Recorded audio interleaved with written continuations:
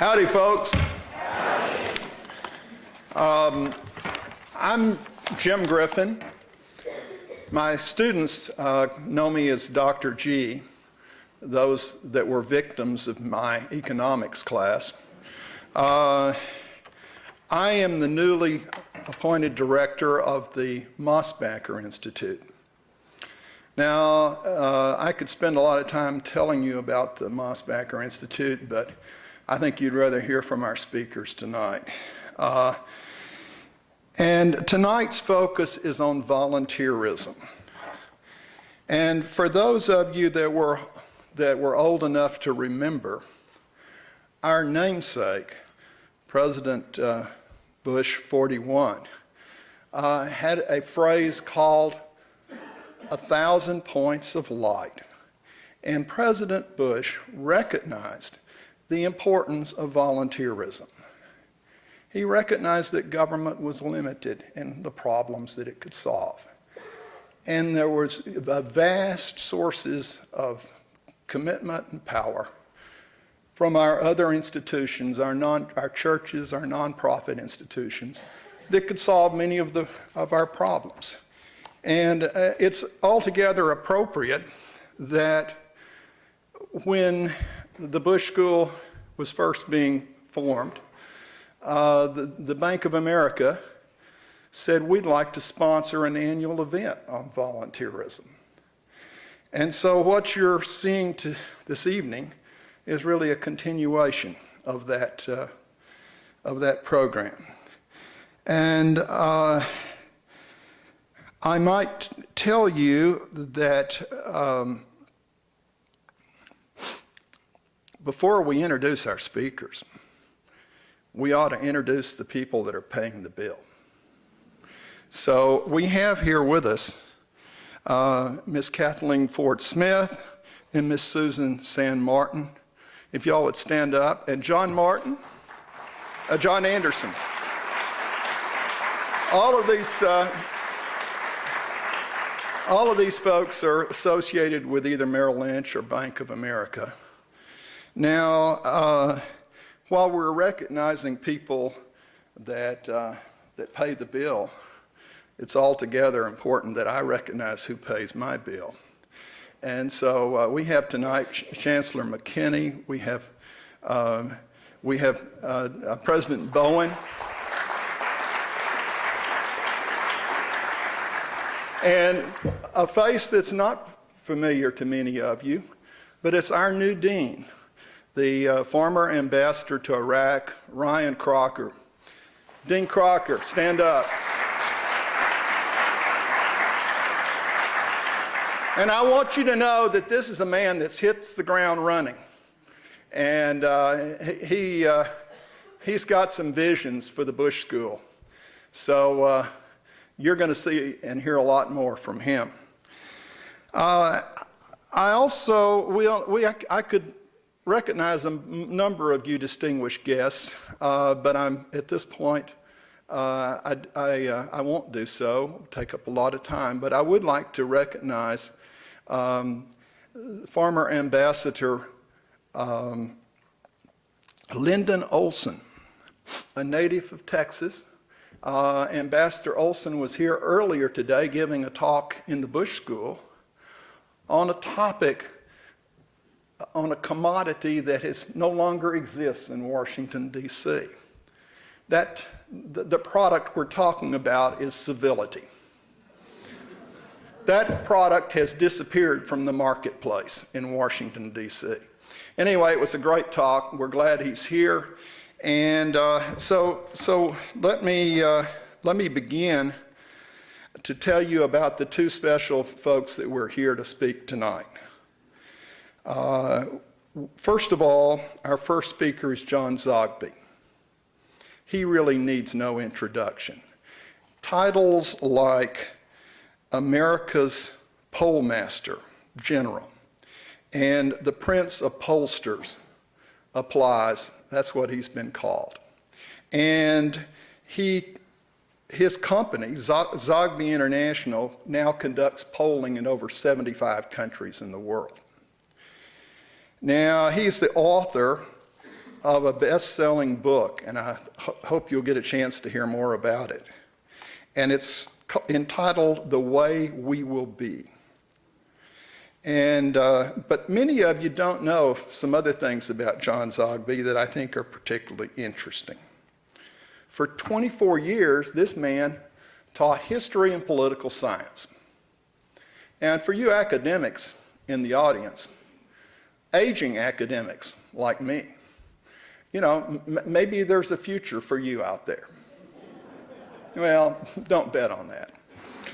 Our second speaker is Curt Smith. Curt Smith is the author of 13 books,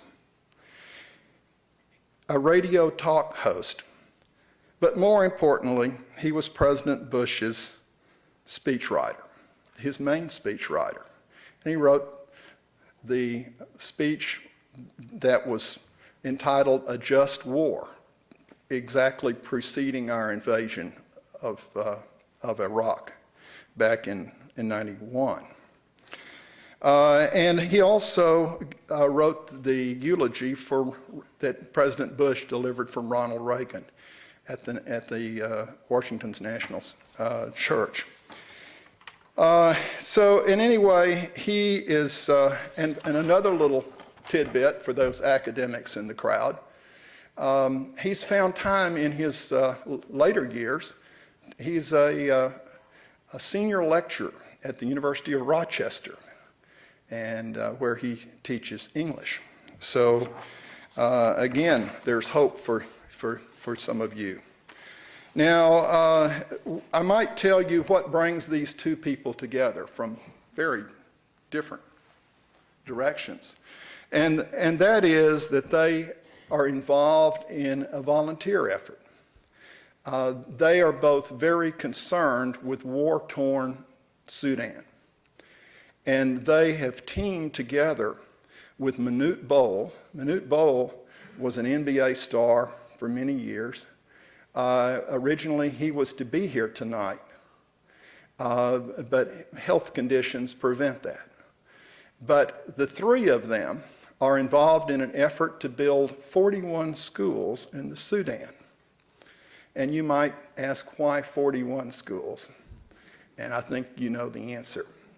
So with that introduction, I turn it over to our distinguished guest. Please.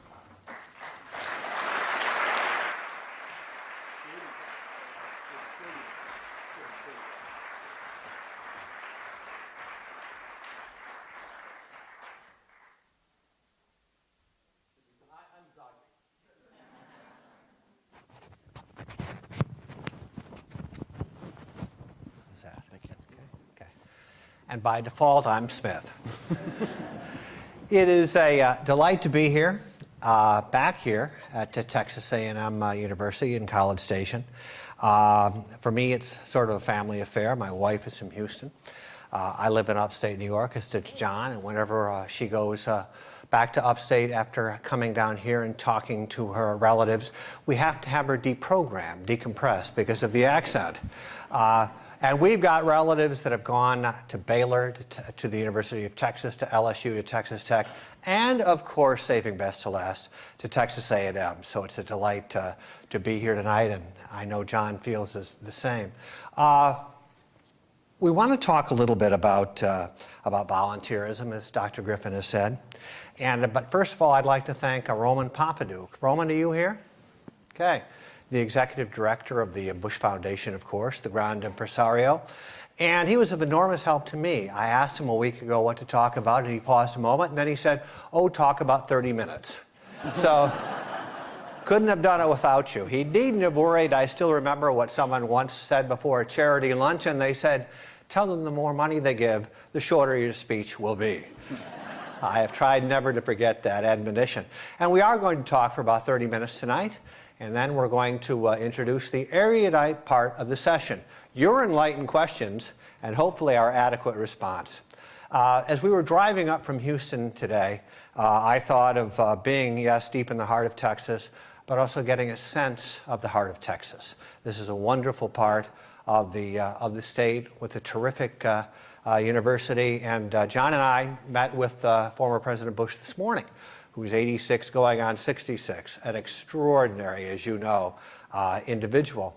And we were talking briefly about A&M, and I asked him, I said, I know that there are many reasons why you wanted your library to be there. And I said, is it fair to say that the students were number one at the top of the parade? And he said, without question. So I wanted to pass that on to you.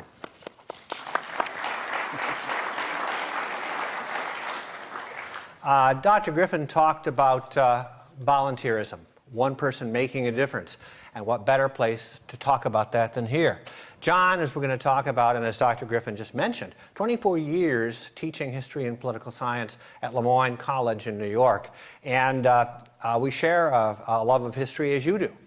And we all know the French nobleman Alexis de Tocqueville, who came to America in the 1820s and 30s. And he said that what impressed him most, as he said, was that all the citizens are brethren.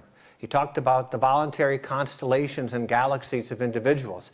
As Dr. Griffin said, what would come to be President Bush's 1,000 points of light. And then the president added a line and has used it frequently, and I know this is his line because I was there as he composed it. He said, the definition of a successful life must include serving others. And John, I think with that as preface, you have been busy during the last year with many things, but including showing how the definition of a successful life must include serving others by your tenure and by your peregrination around the country with Manute Bol. Can you tell us briefly how you met? Sure. Let me begin, though. In the introduction, I did teach for 24 years, and I've been a pollster for 25. Those are concurrent sentences, just so that the... I met Manute exactly a year ago at a reconciliation conference in Washington, and he's a majestic character. You can't imagine what 7'7" looks like with 215 pounds. And he is an ascetic, very quiet, very dignified man, and I asked him what he was doing post-basketball, and he told me he's spending much of his time in his home village of Turalai, southern Sudan. He had lost 250 members of his own family in the intramural warfare between Muslims and Christians, and that what he was doing was beginning a series of reconciliation schools. Now, the schools have already formed. He is now building those actual schools. The first one is almost done, and it involves not only brick and mortar and infrastructure and cooperation with some form of government in the southern part of Sudan, but more importantly, what it really involves is Muslims and Christians working together. And I said to him, I want to help you. And he looked back at me and with that kind of certainty that said, yeah, sure, like I hear that all the time. And I said, no, I really want to help you. Because nobody really cares about the Sudan, and nobody really can understand the depth of the privation that these people experience. 300 kids have to find shade of a tree. This is the 21st century, and use sticks and rocks to learn their letters and learn their numbers. And so Manute, I felt, was doing God's work, and I determined at this stage of my life that I want to be part of it. And it's fascinating. For those of you under a certain age who may not be conversant with Manute Bol, his biography was touched on briefly by Dr. Griffin. He is the tallest player in the history of the NBA at 7'7". He came from his native Sudan in the 80s. He went to college. He entered the NBA in the mid-80s. And he once blocked 4 shots on a single possession, all within 12 seconds. He once hit 6, you can count them, you can look them up, 3-point shots in a half. This is a man 7'7", but with that kind of virtuosity from the outside. And had his career not prematurely ended because of injury in '95, John, we might be talking about someone who broke every inside record in the book. A great athlete, but also a great humanitarian. 2.5 million people killed in the Civil War, hundreds of thousands of them children. Even as a player, even while with the NBA, Manute would fly into war zones to focus attention on starving refugees. Twice the government of Sudan sent planes to bomb refugee camps, trying to kill him for this.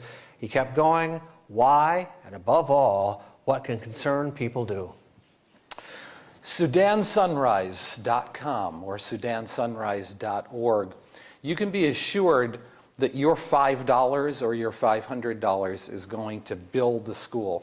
There are next to no administrative costs. It's a shell of an office. We're a volunteer organization and insist that that money goes precisely to that. I encourage you to visit SudanSunrise.com, SudanSunrise.org. Can I just add a quick point, though? In the cultural lexicon, back in the late 1980s when Minute was playing the San Francisco Warriors with Jeff Mullen, every time he'd make a mistake in practice, his English was very, very skimpy. He would say, "My bad," instead of "my mistake." And so Jeff Mullen picked up on it, just as a fellow NBA star, "Oh, my bad, my bad." And everybody started to say "my bad," and opponents started to say "my bad." And so everybody out there who uses the term "my bad," it came from Minute Bowl. So we can expect to see him in the next edition of Bartlett's, right? That's right. Quotations. And what's interesting about this, under the rubric of small world, John joined a year ago to help Minute as he tried to show the definition of a successful life. I was touched by this story a number of months ago and came aboard as well. Little did we know until, a couple months ago, why Minute had chosen the number 41. And as Dr. Griffin pointed out, basically, we were there together when he explained it. He felt that President Bush, 41, was a man of important decisions. And so he said, "This was my model. I want to build 41 schools." Let's talk, if we can, on that note about other people who have made a difference. You have. Growing up in Utica, New York, a lovely burg, just off the oh-so-scenic New York State Thruway. And here you are in the 1950s in upstate, and you're the son of some Lebanese immigrants. Your dad operated a grocery store. Very briefly, before we get to the art of polling and then what you find, give us an idea what your dad and mom taught you. That is, what was the American dream and what did it mean to you? My father came to this country in 1924 at a time when there were stringent quotas, especially from Lebanon, the old Ottoman Empire. There was a ridiculous formula of 2% of the population from that country, the Ottoman Empire, who lived in the U.S. in 1890. 2% could enter in 1924. My dad missed twice because he tried in January both times to come and the quotas had already been met. And so basically on his final effort, he made it into the country, worked in a grocery store, his own, Zogby Brothers, as he brought his brothers over. And essentially I remember, I was only 12 when he died. And I remember sitting on the front porch with him and asking my mother to get me something. I was about 8 or 9 years old. And my father said, "Don't bother your mother. Your mother is a thinking woman and a busy woman. Remember this, a man can do anything he wants to do." 8 or 9 years old, I never forgot that. And believe me, in 25 years of the polling business, when there were a lot of people who told me, "You can't do much of anything, at least anything that's good," I always remember what my dad said. And those are some of the nicer things said to you, as we're going to talk about in just a moment. What's fascinating is our several quotes. Ronald Reagan, in his farewell address as president, he said, "How can we know what we are if we don't know who we were?" And of course, Winston Churchill put it this way. He said, "There is no history, only biography." Well, you would certainly agree with that, since in essence you taught history and also political science. So what grabbed you, particularly for students here who have courses and some are voluntary courses, selective courses that they can choose? Why should they choose history? What grabbed you early on? The sense that I wanted my learning to be structured, and that what I learned, or why I chose history as a major, when I chose to teach it for as long as I did, was number one, it provided context. Number two, it provided cause and effect. And number three, it provided chronology. That says it all. But essentially, context. That in other words, we study people and we judge people, but we have to judge people not by our values today or concerns today, but by the context in which they live. Chronology, very important. I always taught my students, look, you don't have to memorize all that many specific dates, but if you think the Civil War started in 1895, then we have to talk. There's a little bit of trouble there. Well, we have a lot of talking then, because in fact polls sadly and tragically show that most American high school students don't necessarily know what century in which the Civil War began. Yeah, and yes. However, I've had a transformation, because where are the students out there? Raise your hands, please. Okay, keep your hands up if you have a passport. All right. You are America's first global citizens. And I'm going to tell you something that I've learned. You may not know where Darfur is on the map. The important thing is that light years in advance of when we were your age, you know that there is a Darfur on the map. You have a global sensibility. You're not necessarily smarter than any of 20-somethings who came before you, but the fact is you have a planetary sensibility.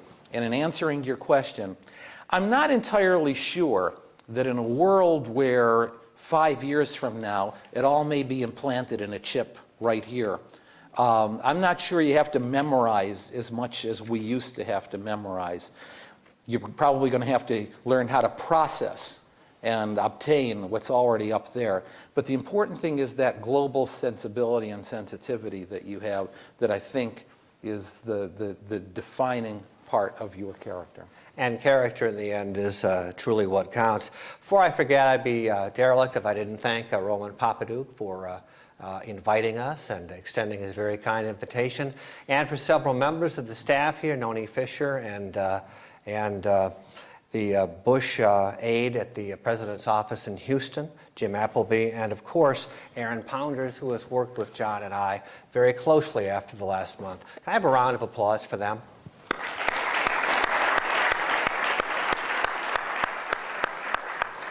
Anybody who's ever worked in politics knows that if 100 things go right and one go wrong, the one will be what the press fixates on, but nothing has gone wrong today, and they deserve the credit. John, we're talking about your teaching and your polling, and these they coalesced in the mid-1980s. I mentioned Ronald Reagan.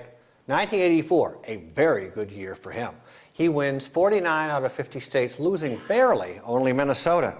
A good year for you as well, perhaps less grandiose than the Gipper, but you make the decision to become a pollster, which is fascinating because you are literally the little guy from upstate New York, and you're taking on, you and the mom and pop, you're taking on the biggies, Harris and Gallup and Sindlinger. So why'd you do it, and how did the biggies treat you?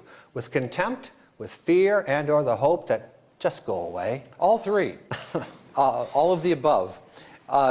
Yeah, it was an interesting decision. I had run for mayor of my hometown in 1981 at the ripe old age of 32.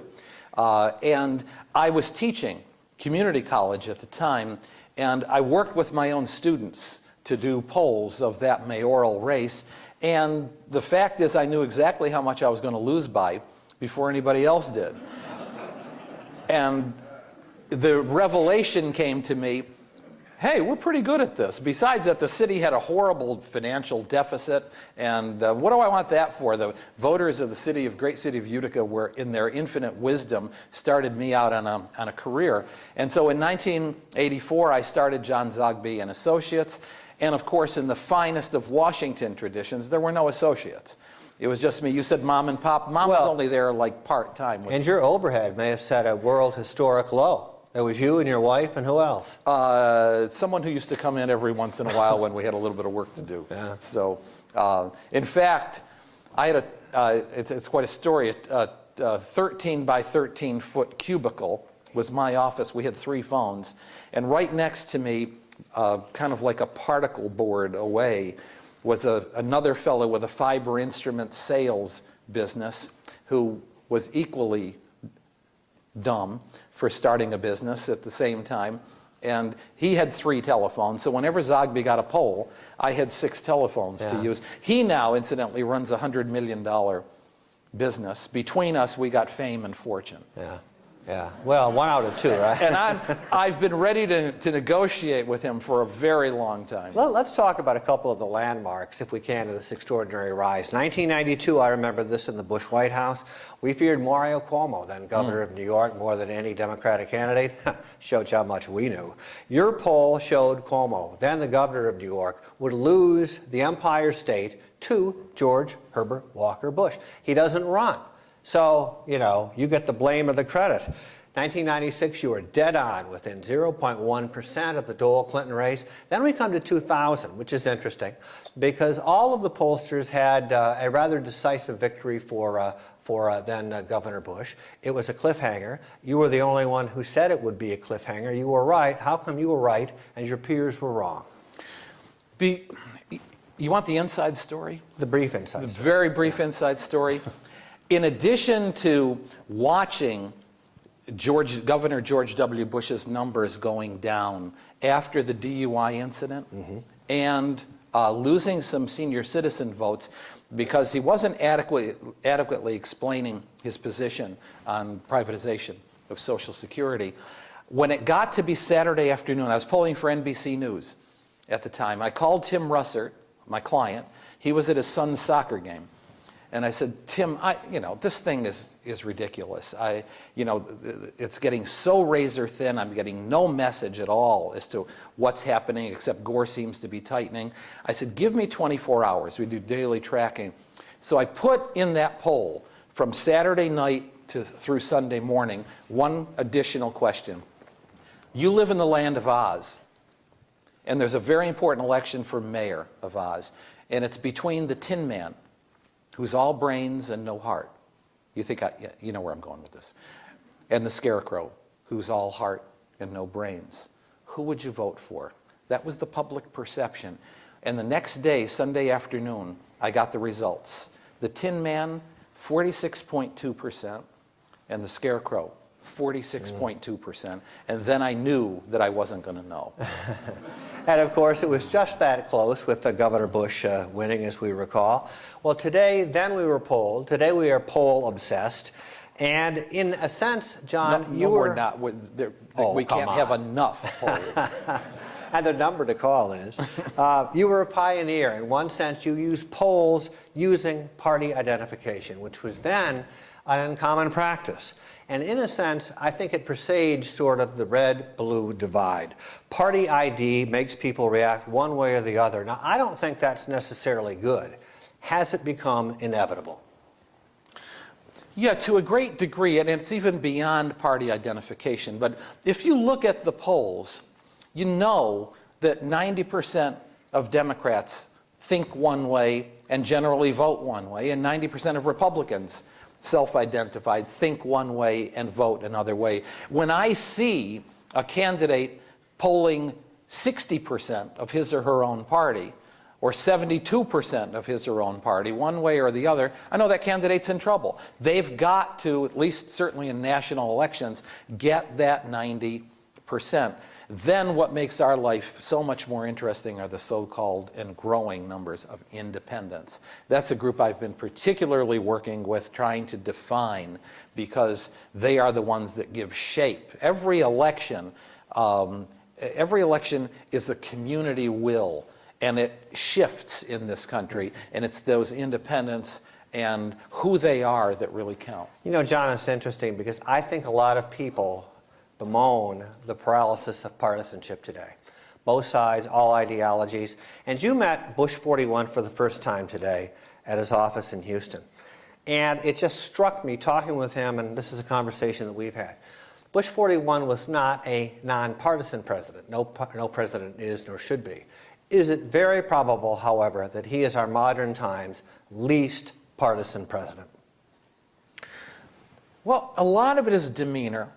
A lot of it is old world gentility in the finest sense of the world, of the word, and a lot of it is growing up or growing up politically in a Washington where there was still some fundamental respect between the two parties. Now, really, believe me when I tell you, as an observer, playing on both houses, I know where I am too. Incidentally, I know I'm in liberal Texas here.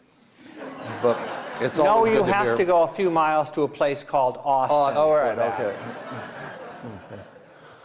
But there's the difference. You know, just in the office today, we saw the photograph that Ted Kennedy graciously sent to President Bush with a photograph of a younger Jack Kennedy and a Prescott Bush, both endorsing a piece of, or signing a piece of legislation, or sponsoring it together.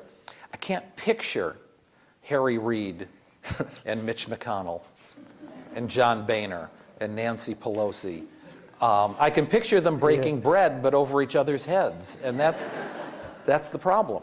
I thought when you talked about Ted, you were going to refer to the wonderful photo in the president's office of he and Ted Williams in 1991. Now we're talking. Yeah. I'm a Yankees fan. Well, we all have character flaws. Yeah. But, But then there's Ted Williams. that's right. And Ted Williams is just probably the greatest, the two greatest baseball players of all times. Williams and Joe DiMaggio, who was in the same photo, 1991, the Rose Garden. The president structured this. We invented an award. It was called the President's Award.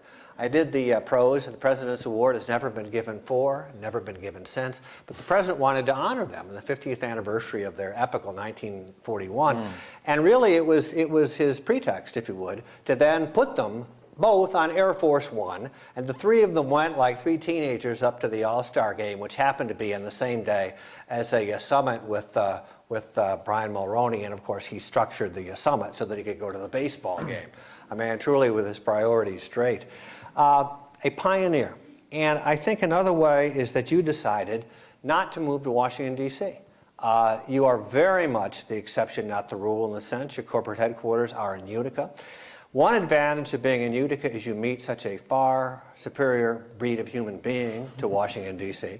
But what about another reason? Is the reason not called technology? Yeah, you know, I'm in Utica, and for years people would say to me, you know, you could be located anywhere. That's where I am. I'm in anywhere. Yeah. That doesn't get it more anywhere. You know, somebody asked me just about a year ago, how did you end up in Utica? I said, well, I wasn't born in Dubuque. You know, if I'd been born in Dubuque, that's what we'd be talking about right now. Yeah, you know, we're going to talk about this in a minute. Dubuque or Utica or my small town in upstate New York or the small towns that we went through on the way down from Houston. This is an attitude of mine. This is middle America. This is the middle class. This is a preview of coming attractions because we're going to return to this in just a moment. Tom Brokaw says that you always know the pulse of America, which to me means the middle class. If you look back at American presidents, FDR with the forgotten American, Harry Truman, among Republicans, Richard Nixon and Ronald Reagan, both came from a lower middle class background, not coincidentally. They each won 49 states. I think Bill Clinton, to some extent, understood some of the middle class. Define the pulse of the middle class. Folks, you and I see as we eat at the fine establishment called Applebee's, right? The middle class. What is it? What does it want? I think what we need to understand is the modesty of the middle class and the misunderstanding that for years, advertisers, both in the political world and in the corporate world, approached the middle class as if they all wanted to be super rich. They were all in need of a life of fantasy, that they all needed Cascade, you know, Take Me Away. Or Calgon, or whatever. What is it? Which is the one that takes you away? I'm not sure. We'll I have to don't get know. our I crack forgot. research staff. There you okay. go. But the bottom line is that we live in a world today, really, where the middle class has dampened down its expectations. I call it a secular spiritualism that is triumphing in this country. It's a redefinition of the American dream, away from just 25% or so today who say that the American dream is about some form of material success or acquisition, and the 43% who now say, no, the American dream is about leading some sort of spiritually fulfilling life. Well, what do they believe in? What do we believe in is the way that we should phrase it. Family, faith by and large in the guy upstairs, patriotism, American greatness, many of us call it American exceptionalism. Both our parties once grasped this. John, my point to you, does either party today have a clue as to the middle class and what makes it tick? No. No, seriously, yeah. No, in all honesty, there's two different Americas here. There's an America that's out there where we live, and out here where you live. There's an America inside the Beltway that operates on a cruise control in its own way with its own rules. There are very fine people that we elect to Congress. Very fine people. But the system doesn't reward you in Washington for being a very fine person. It rewards you for a partisanship, a hyper-partisanship, a playing the game and following the rules of the leadership that many times is not representative of from whence you came. And that is a breaking point. That is a tipping point, a breaking point. The 2008 election was not a liberal victory, and frankly, it was not a conservative defeat. What it was the last chance that the national community was giving this country's leadership. Huge vote, and saying we want two things. We want problem solving and we want consensus building. And we didn't get the consensus building. And I think both parties certainly misread the meaning of the election. Hence, we soon broke right apart again. It wasn't the public doing it. No, I agree. Talking here about the American public, and Barack Obama promised that he would transcend, in essence, red and blue states. He talked about the United States. That hasn't happened for any of a number of reasons. I think interpretations can differ here. But talking about volunteerism and people making a difference, let's talk first about the Republican side, if we could, or perhaps the traditional side or conservative side, however you wish to phrase it. Town hall protesters, Tea Partiers, to me, coming from my background, they're the same folks that I have dinner with at Applebee's. It's a metaphor for the American middle class. Is that right? Depends on what you interpret it, or not right? There's an anger out there, and it's an anger that's deep. And we get to, in this world, organize our angry people. You know, Eugene Debs, I know you're a great fan of the great socialist One of my leader. favorites, yeah.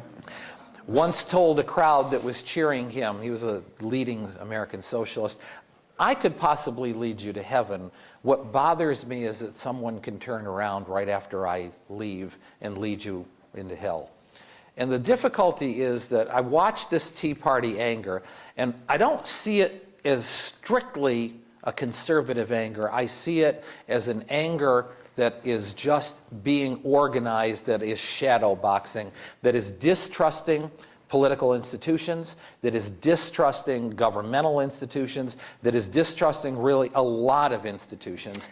And I also see that there's an awful lot of other anger out there too that is begging to be organized as well. That's why I think all bets are off for our 2010 elections as to what's going to happen. Why wouldn't the middle class feel enormous frustration and rage? Absolutely. When you're mocked as fascists and Nazis and thugs, and those are some of the nicer things called, when the media is looking for one extremist to smear the entire company of town hallers, and when, frankly, in many ways, Washington reacts to this by saying, we know better than you, go home, be quiet, we know best, when in fact, what is the history of the last 30 years? Washington does not know best.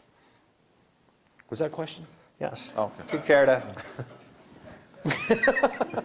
Okay, All you right. get equal time. What about, in response to that, and you're alluding to this just a moment ago, the anger that is now, or at least the passion on the left that has been increased perhaps by passage of the health care bill? This is, first of all, the great disconnect. Yeah.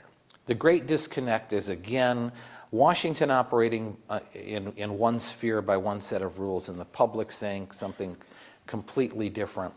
Bottom line is, I'm actually going to give the president some credit for moving the ball on health care, simply because the ball couldn't be dropped.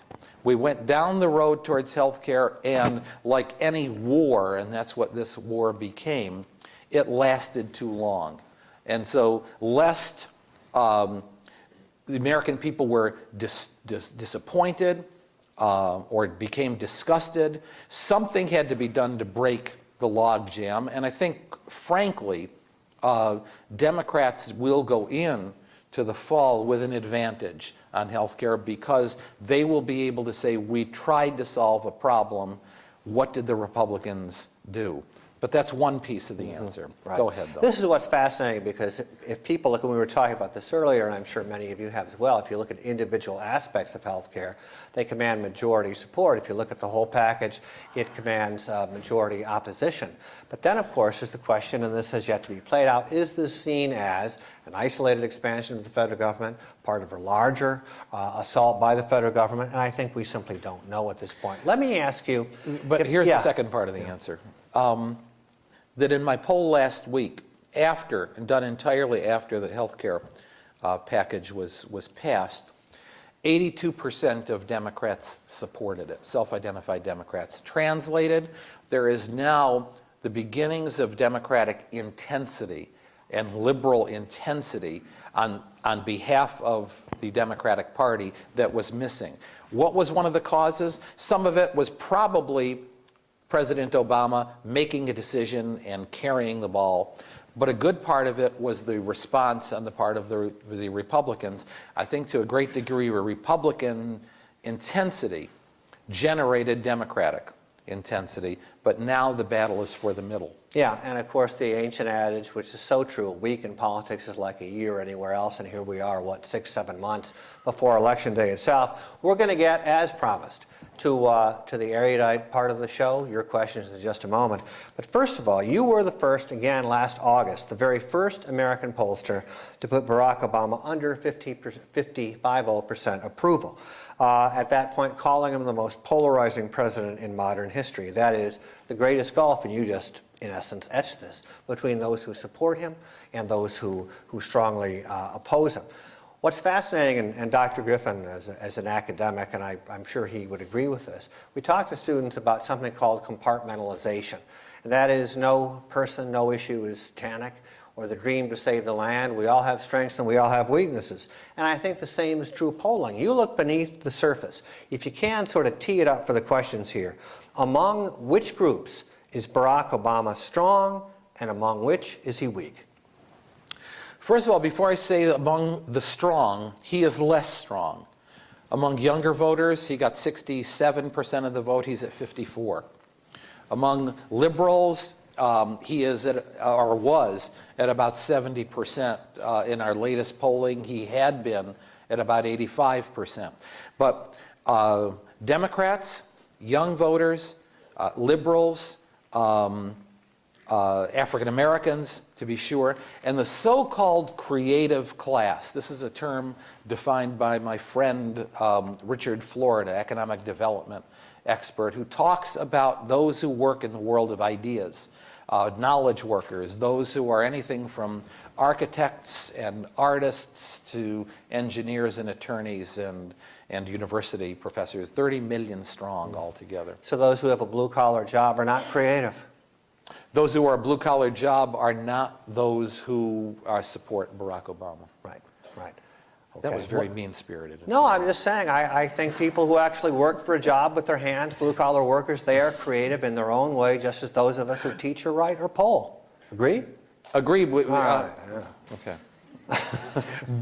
But I didn't say that. So that's the only thing I'm quibbling about. I understand. Okay, Whoa. among which groups is he strongest? Or weakest, rather, Weakest. I should say. Weakest, well, yes. Yeah, no, he's obviously conservatives and Republicans, cultural values voters, those are the people we identify as frequent Walmart shoppers, those who live in small towns, NASCAR fans, those who are devotees of local and college sports. Those are groups that tend to be conservative. You were saying something interesting that if I can paraphrase, Americans who go, let's say, to Friday night football games here in Texas are what? Among the most conservative and anti-Obama voters in the country. Am I correct? Right. Yeah. Austin is like this little blueberry inside a watermelon.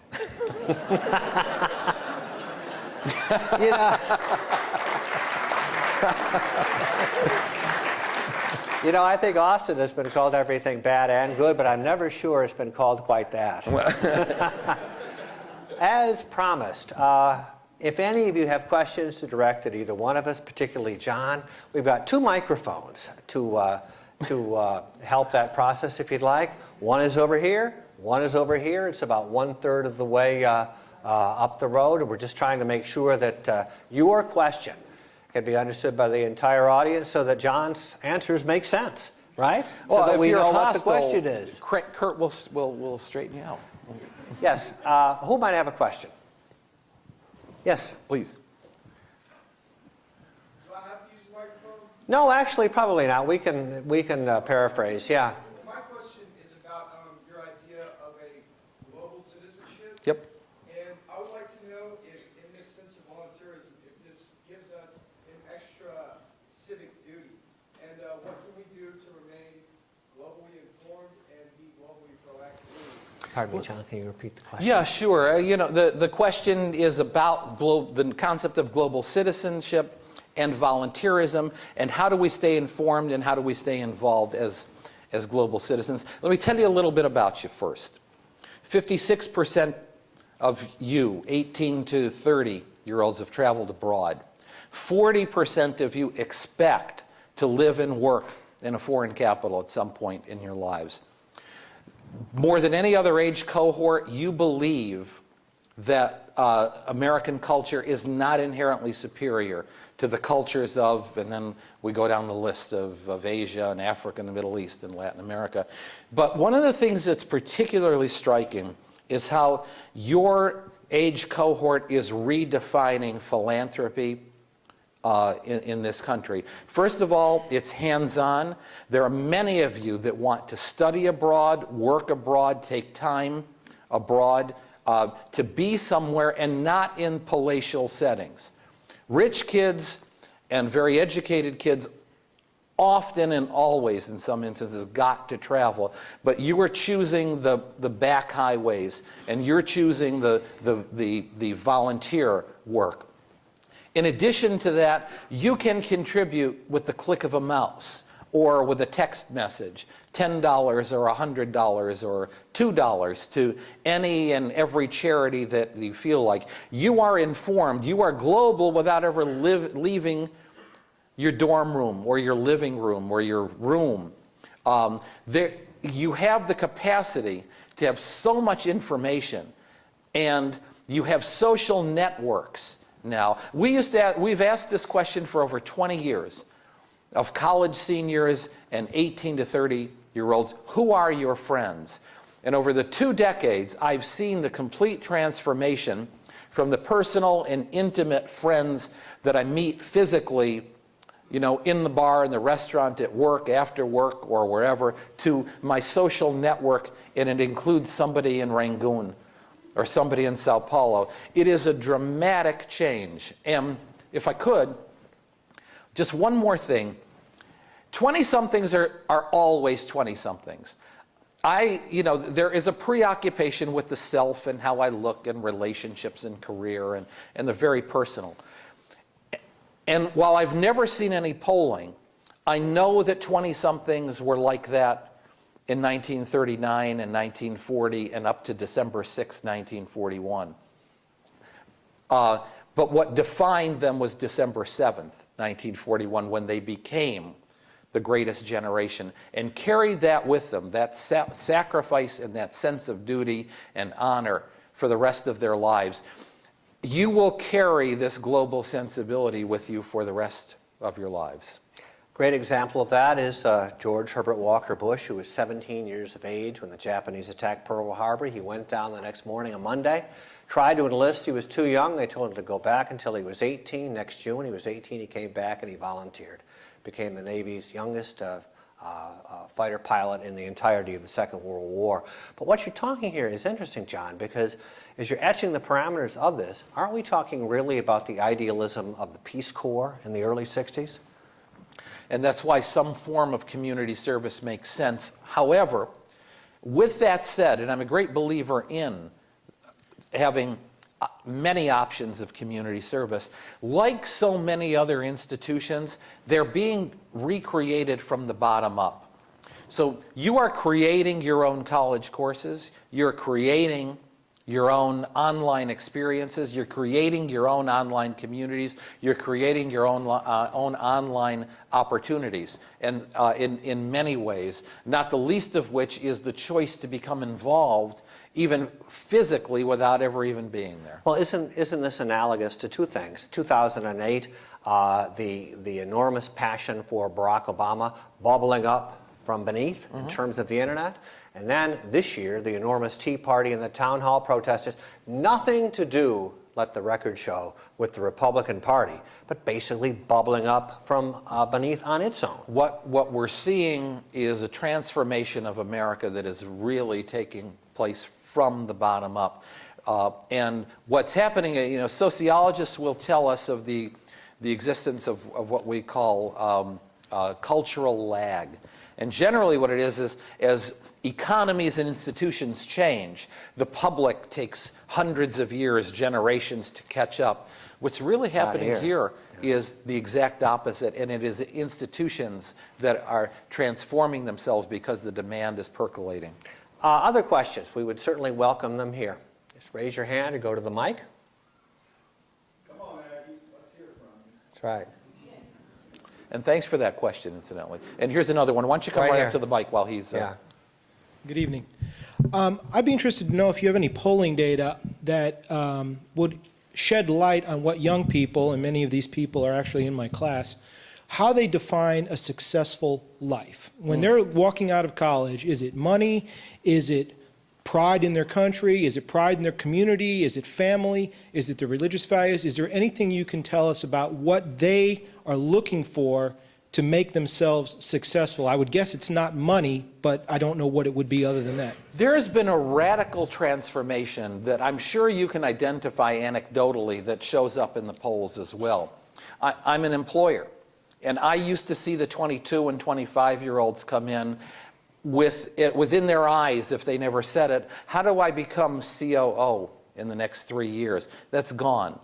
These are hard times, but trust me when I tell you this, it's better to have your hard times at 22 than it is at 42.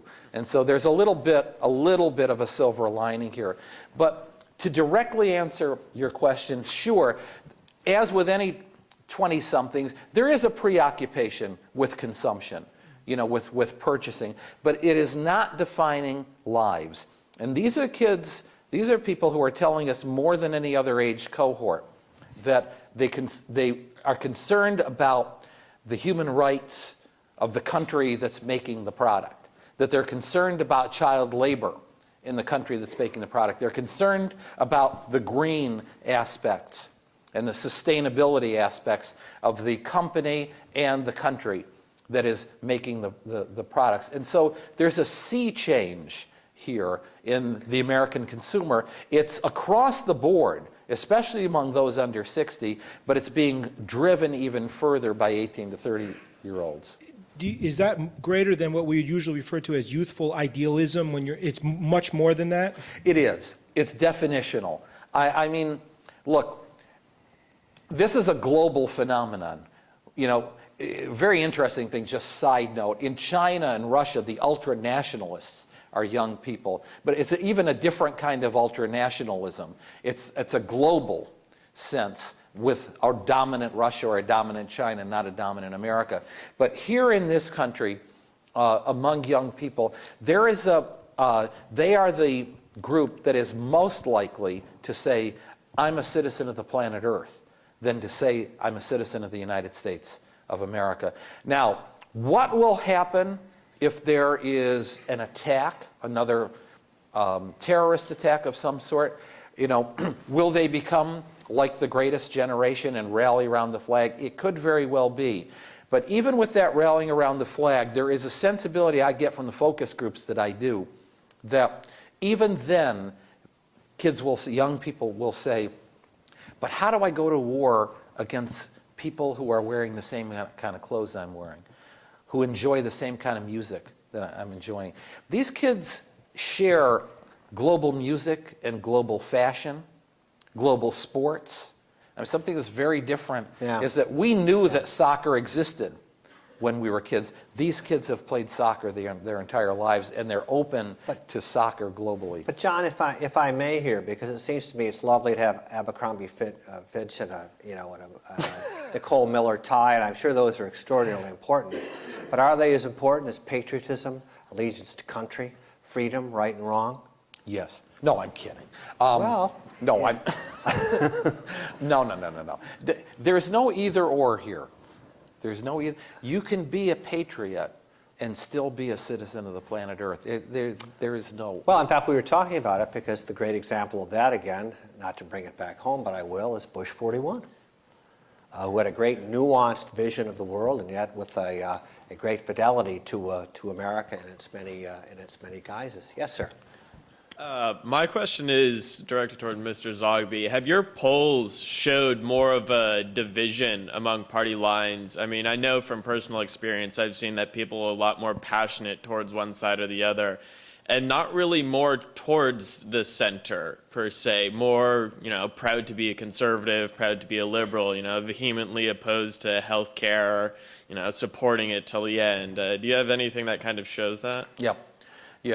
One of the important things about my business is that we often get quoted for measuring frequencies, 61% of this or 90% of that. But what we also try to get at also are intensity levels. There have been moments of intensity throughout our history. The 1960s, certainly, 1920s, the 1850s and Civil War. And the commodification, or if that's the right term, of the other side and the demonizing of the other side. I think what makes this particularly dangerous is that we didn't have Fox and MSNBC in the 1850s. Would have gone to war a hell of a lot sooner, I think, if we had. They're both crazy, incidentally. I had a proposal that I wrote about. And it included CNN as well. And that when I was a kid growing up, in the 50s, and we had air raid drills and all that kind of stuff, there was a civil defense channel that was blank. In times of a crisis, tune into this channel. That's what I think Fox and CNN and MSNBC should just become. Stay tuned, because CNN covers an emergency and real breaking news. Well, not a low speed car chase somewhere in Southern California. That's not breaking news. Right. Or Michael Jackson's toenail or something about that, right? Or something about that. Yeah. Yes, sir. Long answer, sorry. You talked about the middle class, and we've noticed a lot recently with the healthcare bill that these people have been standing up and speaking out to pay more attention. And you also, like Mr. Smith said, that the government for the past 30 years has been saying, well, we're smarter than you, we know more, so just go away.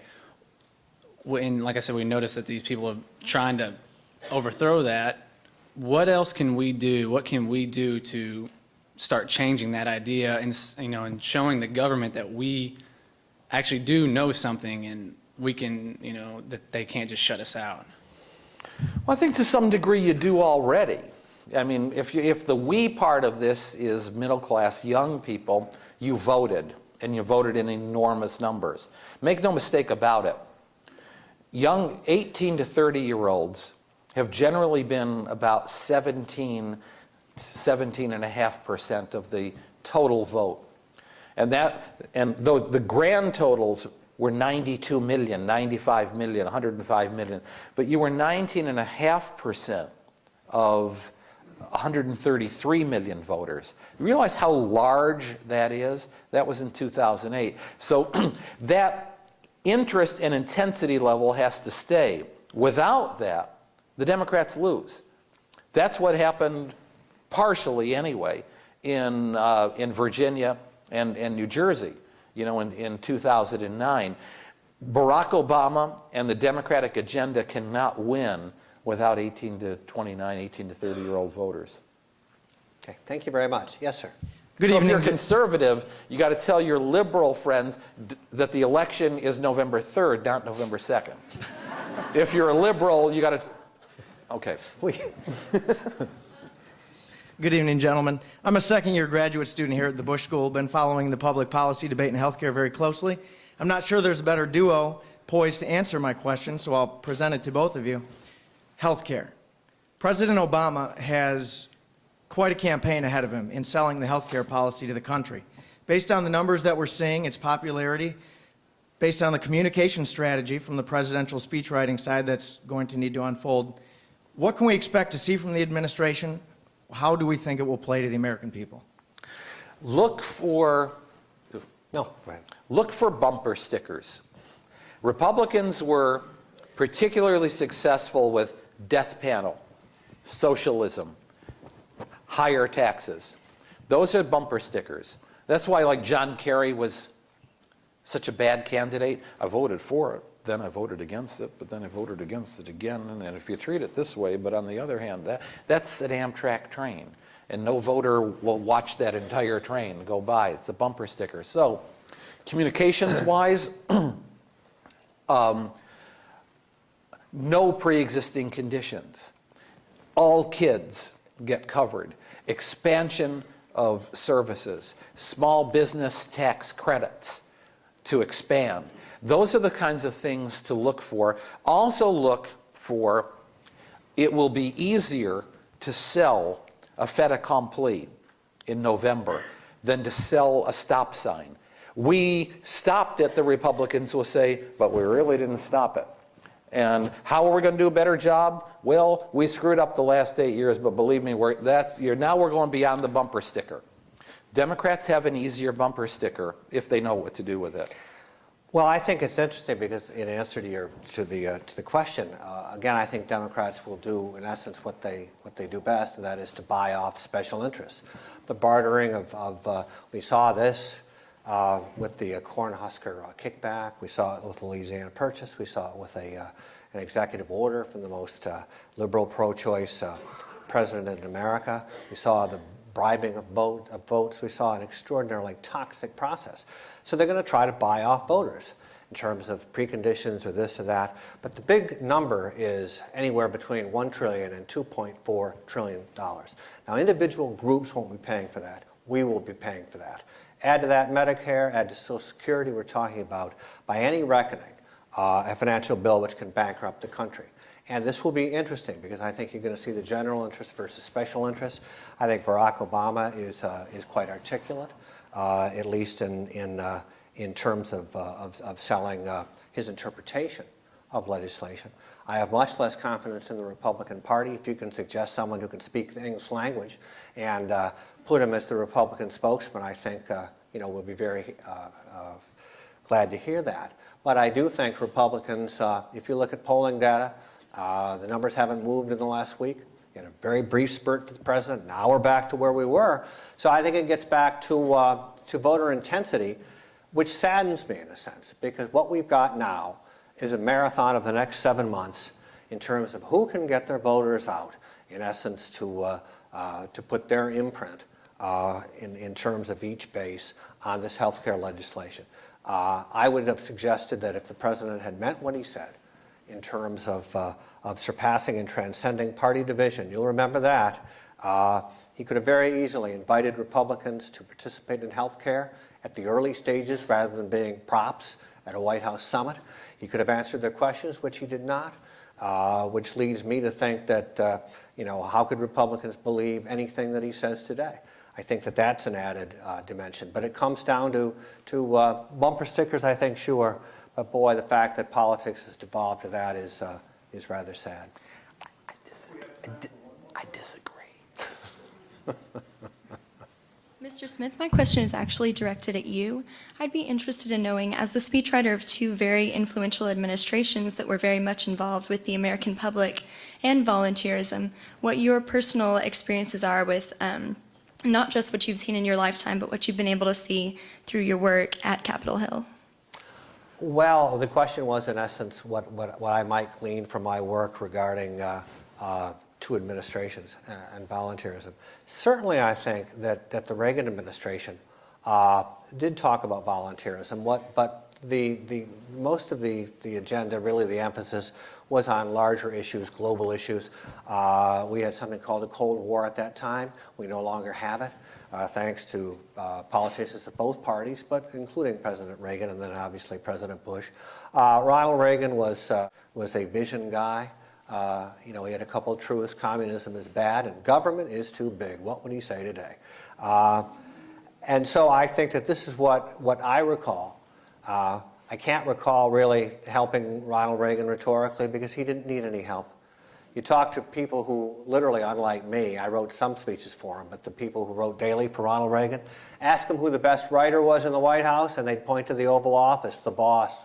Marvelous, as we all remember, ability and facility with the English language, richly earned the moniker, the great communicator. George Herbert Walker Bush.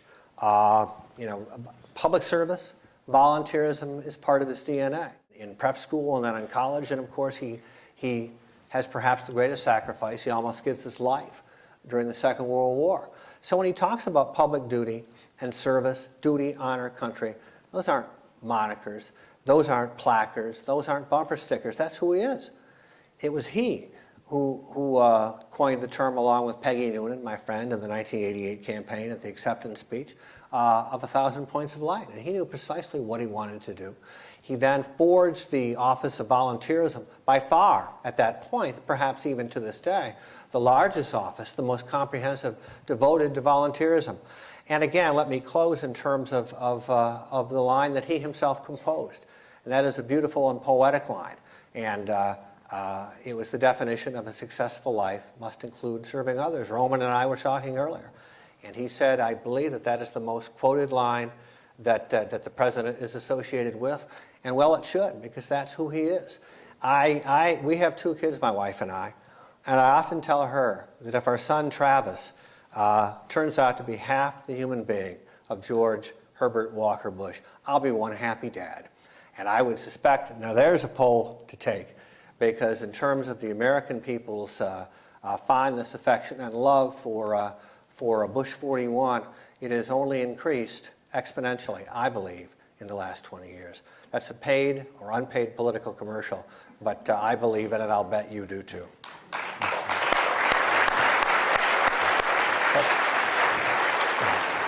Thank you. Thank you.